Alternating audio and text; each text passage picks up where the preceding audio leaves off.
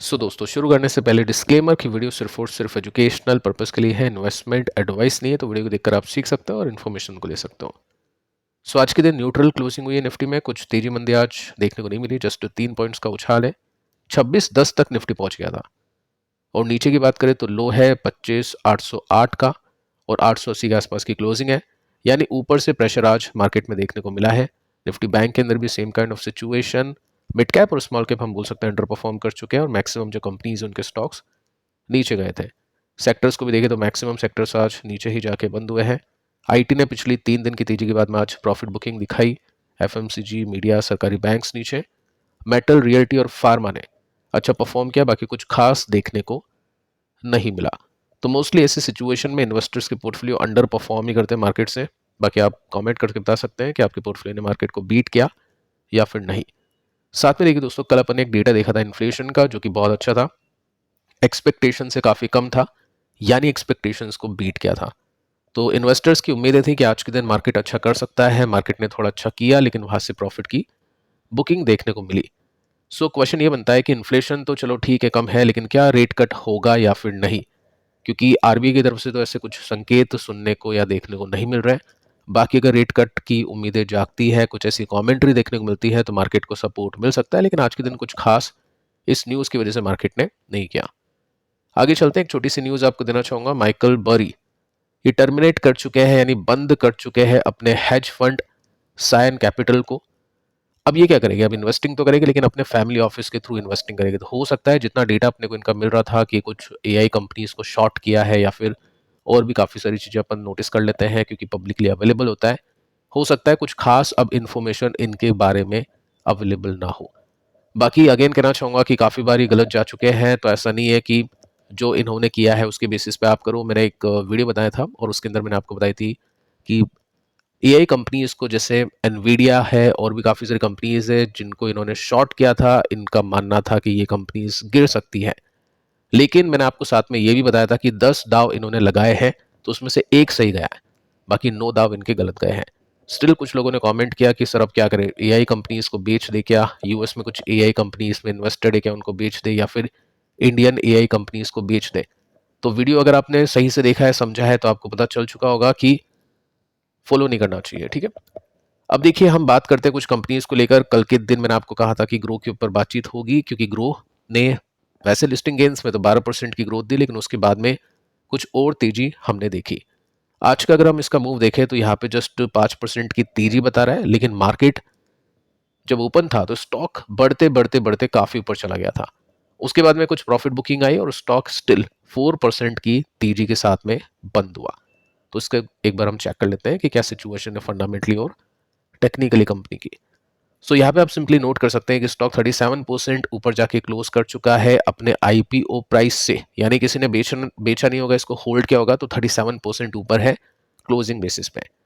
Comment करके बता सकते हैं कि आपने बेचा था लिस्टिंग डे पर या फिर नहीं, क्योंकि 12% के लिए तो आई थिंक शायद इन्वेस्टर्स ने नहीं बेचा हो, या हो सकता है इन्वेस्टर्स ने अप्लाई नहीं किया हो, एप्लीकेशन को लगाया ही नहीं हो जीएमपी को देखने के बाद में, जो कि ठीक है। जब जीएमपी नहीं था तो आपको नहीं पता है कि नेक्स्ट डे क्या हो सकता है। तो ठीक है, यहाँ पे 12% का जीएमपी था और उस हिसाब से लिस्टिंग हुई, लेकिन उसके बाद में स्टॉक में आज अच्छी तेजी मिली, जिसकी वजह से 37% ऊपर है अपने इशू प्राइस से। हम देखते हैं कंपनी कैसी है, किस तरह की वैल्यूएशन है कंपनी के बारे में आपको बताइए, कंपनी क्या काम करती है। तो 85,000 करोड़ का मार्केट कैप, काफ़ी ज़्यादा हम बोल सकते हैं इस कैटेगरी के अंदर। 46 का पी रेशो है। अब इस कैटेगरी में कंपनीज को देखें तो यहाँ पे मोतीलाल ओसवाल देखने को मिलेगा सेकंड नंबर पर, जो कि इस कंपनी के लिस्ट होने से पहले नंबर 1 पे था। अब ये जो कंपनी है ग्रो, यानी बिलियन ब्रेन्स, ये आ चुकी है नंबर 1 पर। सेल्स देखें तो इसकी सेल्स बाकी कंपनीज के कंपैरिजन में सबसे ज्यादा है, ट्रिपल डिजिट के CAGR के साथ में बढ़ चुकी है पिछले 3 साल में, विच इज 126%, बहुत ज्यादा है। ठीक है, उसके बाद में हम प्रॉफिट को देख लेते हैं। तो पिछले 3 साल में प्रॉफिट भी इसका ट्रिपल डिजिट के CAGR के साथ में बढ़ चुका है, बाकी कंपनीज के कंपैरिजन में काफी ज्यादा है। तो वैल्यूएशन भी इस कंपनी को काफी ज्यादा मिलनी चाहिए। अब वो काफी ज्यादा कितना होगा, क्योंकि मोतीलाल ओसवाल की वैल्यूएशन है 30, नुवामा की है 25, तो 25-30 के आसपास की वैल्यूएशन है, लेकिन यहाँ पे मिल चुकी है ऑलमोस्ट डबल। अब ये 50 होगी या 50 के पार होगी, वो मार्केट के ऊपर डिपेंड करेगा कि मार्केट इसको कितना वैल्यू करना चाहता है। आगे हम देख लेते हैं कि इसकी सेल्स कैसी है। तो सेल्स ठीक है, कंसिस्टेंट है, बढ़ रही है। प्रॉफिट को देखें ना तो प्रॉफिट इसके कंसिस्टेंट नहीं है। अ, पिछले साल लॉसेस हुए थे कंपनी को 805 करोड़ के। अभी के समय पहली बार इसका कुछ मीनिंगफुल प्रॉफिट देखने को मिला है, जो कि 1824 करोड़ का। अब आगे देखते हैं कि कितना सस्टेन करेगा। मैनेजमेंट की कमेंट्री के अंदर क्या सुनने को मिलेगा। बाकी अभी की कंडीशन को देखें तो ये कंपनी अच्छी दिखती है फंडामेंटली और टेक्निकली। टेक्निकली इसलिए क्योंकि लिस्टिंग ठीक होती है, उसके बाद भी बाइंग इंटरेस्ट इसमें देखने को मिलता है। अब देखिए जो कैंडल बनी है ना, ये बैरिश हैमर है।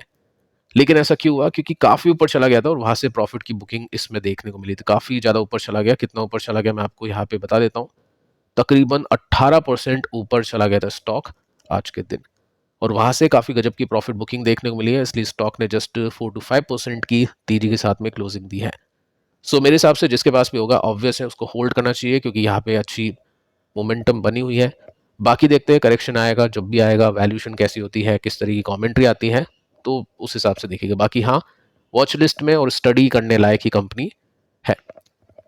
नेक्स्ट कंपनी के ऊपर बात करते हैं। जैसे यहाँ पे आप देखोगे तो 17% की जो तेजी बनी उसकी वजह से 53% अबव ये चला गया था आईपीओ प्राइस से, लेकिन वहां से प्रॉफिट बुकिंग देखने को मिली है। नेक्स्ट जो कैटेगरी है वो पेंट कैटेगरी है, और उसके अंदर जो तीनों कंपनीज थी उन्होंने आज के दिन भी काफी अच्छा परफॉर्म किया। एशियन पेंट्स 4% के साथ में ऊपर है, और 76 का पी रेशियो है इसका। 3 लाख करोड़ के आसपास का मार्केट कैप। पिछले क्वार्टर में, यानी इस क्वार्टर के रिजल्ट हम देखें सितंबर के, तो अच्छी अर्निंग्स इसने दी। 7% के साथ में ओनली एक्सपेक्टेशंस को बीट किया। लेकिन जो कमेंट्री थी वो काफ़ी गजब की थी। Q3 के लिए भी कंपनी ने अच्छी बातें की है कि अच्छे नंबर्स इसके आ सकते हैं। सबसे बड़ी बात दोस्तों ये है कि इसका जो कंपटीशन है बिरला ऑपस, वो इतना कुछ खास नहीं कर रहा है मार्केट के अंदर जितनी एक्सपेक्टेशन थी। यानी वह अच्छा नहीं करेगा तो ऑब्वियसली इन कंपनी के स्टॉक्स में तेजी आएगी। साथ में अगर आप देखोगे तो यहाँ पे मेंशन कर रखा है कि कुछ ब्रोकर्स ने इसके टारगेट को भी रेज किया है Q2 के रिजल्ट को देखने के बाद में। अब मुझको एक्सपेक्ट नहीं था कि ये इतना चल जाएगा एकदम से, क्योंकि लार्ज कैप कंपनीज हैं, एकदम से इतने दिन तक नहीं चलती है। स्टिल बहुत अच्छा परफॉर्म इसने किया है। अब ये नीचे से 32% ऊपर आ चुका है। तो जिस भी इन्वेस्टर्स ने कॉन्ट्राबेट ली होगी, जैसे यहाँ पे भी सपोर्ट पे खरीदा होगा काफी इन्वेस्टर्स ने, तो यहाँ पे सपोर्ट पे कॉन्ट्राबेट जिसने भी ली है 32% वहां से ऊपर है। तो क्या अभी कितना गैप बनता है? अभी अपने रेसिस्टेंस के बीच में गैप देखे तो 20% का गैप स्टिल इसमें देखने को मिल जाता है। तो कायदे से काफ़ी नेगेटिविटी थी पेंट सेक्टर को लेकर कि एक नया कैंडिडेट आ चुका है तो यहाँ पे इन कंपनीज के परखच्चे उड़ जाएंगे, लेकिन ऐसा कुछ भी देखने को अभी रियलिटी में नहीं मिला है। तो इन कंपनीज को वापस से अप्रिशिएट करना इन्वेस्टर्स शुरू कर चुके हैं।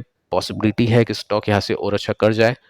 कंसिस्टेंटली करेगा या फिर गिरावट के साथ में करेगा वो किसी को पता नहीं है, लेकिन हाँ गैप अच्छा है। 19% का भी इसमें देखने को मिल जाता है। साथ में बर्जर पेंट्स को भी देख लेते हैं। 4% की तेजी इसमें भी बनी है, क्योंकि ये भी काफ़ी अच्छी कंपनी है। 62 का पीई रेशियो है, और ये भी अपने रेसिस्टेंस पर जाने की कोशिश करा है, जो कि गैप ज़्यादा कुछ खास नहीं है। जस्ट 8% का गैप इसमें देखने को मिल जाता है। तो पेंट कंपनी इसमें वापस से रौनक आनी शुरू हो चुकी है, और वैसे भी जो नेक्स्ट क्वार्टर है वो अच्छा जा सकता है फेस्टिव सीजन की वजह से, ऐसा कंपनी के मैनेजमेंट का कहना है। तो जो भी इन्वेस्टर ही देख रहा है कि अगले क्वार्टर के लिए कौन कौन सी कंपनी बुलिश है, वो ये देखेगा कि किसके नंबर्स अच्छे गए, किसकी मैनेजमेंट कमेंट्री नंबर्स के साथ में अच्छी गई, और रिजल्ट का इम्पैक्ट कैसा या कितना पॉजिटिव देखने को मिला है। ये तीनों चीजें अगर है तो फिर वो जो स्टॉक है वो वॉच लिस्ट में होगी इन्वेस्टर्स के 3 महीनों के लिए, क्योंकि अभी का मार्केट ऐसा है सपोर्ट टू रेसिस्टेंस, और उसमें वही स्टॉक्स आपको कमा के दे सकते हैं जिनके पास ये तीनों एडवांटेज है। अच्छे नंबर्स, अच्छी कमेंट्री, अच्छा रिएक्शन। साथ में हम देखते हैं इंडिगो पेंट्स, यहाँ पे भी अच्छी तेजी देखने को मिली। 4% का जंप है। इसकी जो वैल्यूएशन है बाकी कंपनीज के कंपैरिजन में काफी कम है। 6000 करोड़ का मार्केट कैप, एक छोटी कंपनी है। पास्ट की ग्रोथ आप देखोगे, यानी यहाँ से प्रॉफिट आप देखोगे 84 करोड़ के 3-4 साल पहले से, तो बहुत गजब की ग्रोथ है, कंसिस्टेंट है। लेकिन कुछ टाइम से कंपनी के प्रॉफिट नहीं बढ़ पा रहे हैं। सो अब मार्केट की उम्मीदें ये है कि यहाँ से प्रॉफिट इसके बढ़ सकते हैं। एफआईस ने बेचा है इसलिए स्टॉक नीचे है, लेकिन डीआईएस ने जम के बाइंग की है इसके अंदर। 19% के स्टेक कर लिया है, क्योंकि डीआईएस कॉन्ट्राबेट लेती है। जो स्टॉक अंडर परफॉर्म कर रहे होते हैं लेकिन कंपनी में दम होता है, उनमें होल्डिंग्स बढ़ाती है। सो डीआईएस फॉलो करती है वैल्यू इन्वेस्टिंग या फिर कॉन्ट्रा इन्वेस्टिंग, और एफआईज फॉलो करते हैं मोमेंटम इन्वेस्टिंग। तो अगर आपको देखना है स्टॉक को कैसे चूज करना है तो ये चीज आप जरूर देखें कि कहाँ पे कौन अपने स्टेक को बढ़ा रहा है। सो यहाँ पे हम नोटिस कर सकते हैं एक अच्छे वॉल्यूम के साथ में ब्रेकआउट देखने को मिला है। पहले भी मिला था लेकिन वो कुछ कर नहीं पाया। अभी देखते हैं कि यहाँ से जो पॉजिटिविटी आई है पिछले कुछ दिनों से, जो स्टॉक चला है, आज के दिन इसने एक ब्रेकआउट दे दिया है और ये ब्रेकआउट के बाद में अगले रेसिस्टेंस की बात करें तो 31% ऊपर यहाँ से देखने को मिल जाता है। सो पेंट सेक्टर में वापस से रौनक रही तो पॉसिबिलिटी है, ये कुछ दिन में नहीं होगा, मैं 3 महीनों की बात करूँ यानी कुछ अगले क्वार्टर की बात करूँ। जैसे अगला क्वार्टर आएगा तो उससे पहले स्टॉक चलेंगे, वो स्टॉक चलेंगे जिनके नंबर्स अच्छे आ सकते हैं, फिर नंबर्स अच्छे होंगे तो सस्टेन करेंगे और चलेंगे, नहीं होंगे तो फिर पिटाई होगी।